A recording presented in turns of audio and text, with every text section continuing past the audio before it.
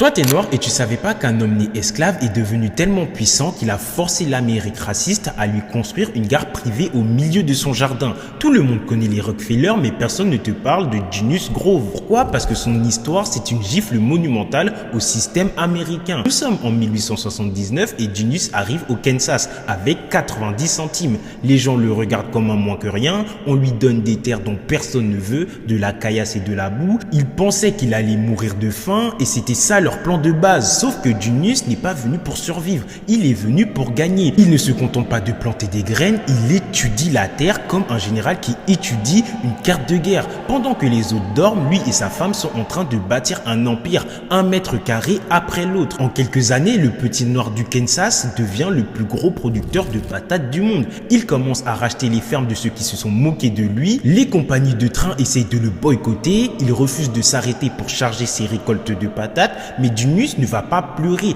il ne va pas manifester, il va sortir son argent et regarder les patrons des chemins de fer dans les yeux et il fait construire ses propres rails. Désormais, s'ils veulent passer par là, ils seront obligés de passer chez lui. Il finit même par construire un palais de 22 pièces. Il a le téléphone et l'électricité avant tout le monde et imaginons la tête des voisins qui voient de la lumière chez l'ancien esclave alors que eux, ils ont encore les bougies. Il n'a pas seulement réussi, il a humilié l'idée que même le succès avait une couleur. Junius Grove n'a pas gagné parce qu'il était gentil, il a gagné parce qu'il était plus intelligent, plus rapide et beaucoup plus dur que les autres. Si la vidéo t'a plu, n'hésite pas à t'abonner, à liker, à partager, ça ferait extrêmement plaisir. Merci à vous.